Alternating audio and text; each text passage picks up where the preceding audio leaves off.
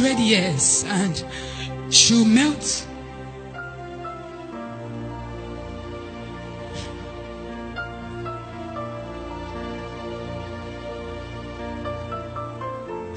She was burning for 100 years.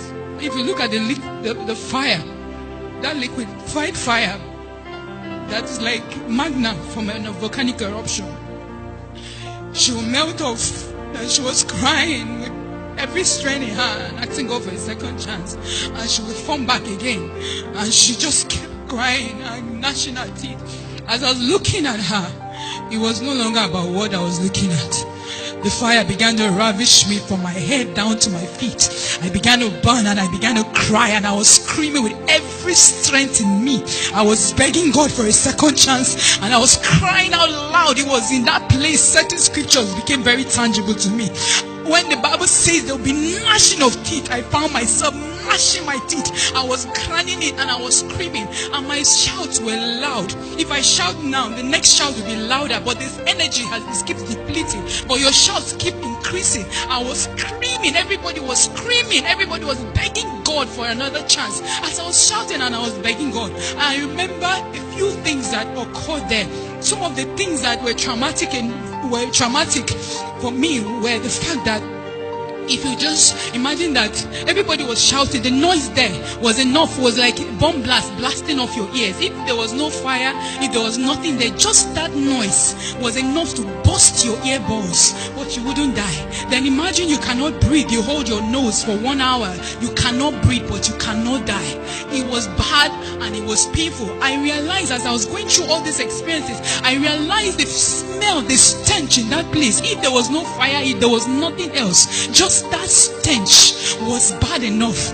And in all this, I realized one of the worst pain that I encountered there was the fact that I knew that I was damned. I knew that it was over. I knew there was no hope. That was the worst trauma of it all. The feeling of hopelessness. When you know that you are doomed. No matter what situation you are, you can actually be sick with your body being rotten. As long as you have life, you have hope. You can actually be in prison, sentenced to death. As long as you have hope. As long as you have life, you have hope. But in that place, I knew beyond every reasonable doubt that it was over. That there was no way out. And I was begging God and I was asking God. I said, God, if you can only give me even 1 second.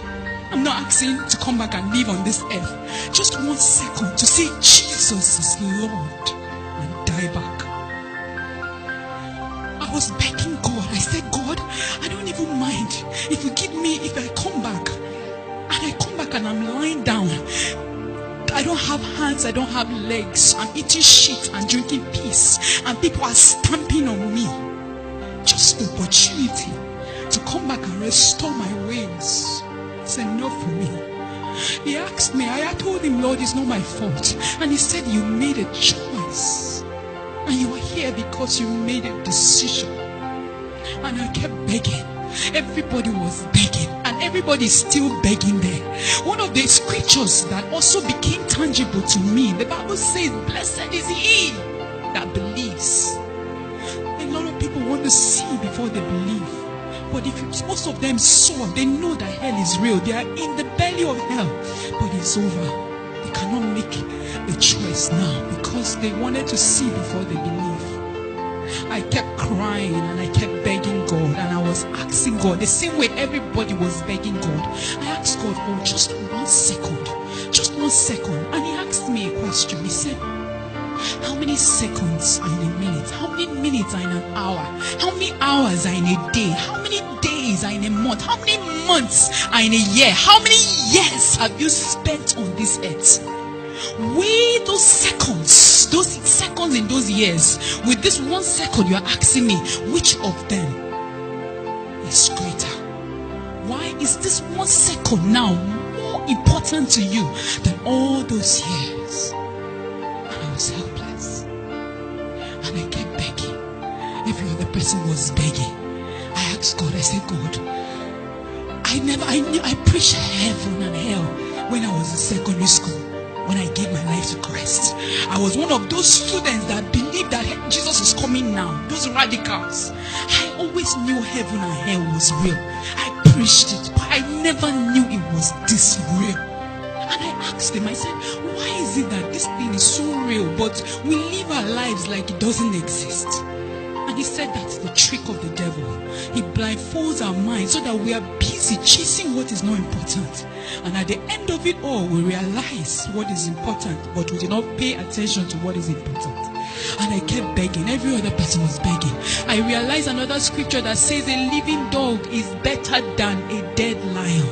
As long as you are alive, you can make a choice for where you're going to. But once you close your eyes from this earth, it is over. I asked God as I was crying, I was begging. Everybody was shouting with all their strength, asking for mercy. I asked him, I said, God, I preach this thing. Just give me this opportunity. Let me go back and preach to people. Let me go and share this news with other people, because I don't. And I asked me a question.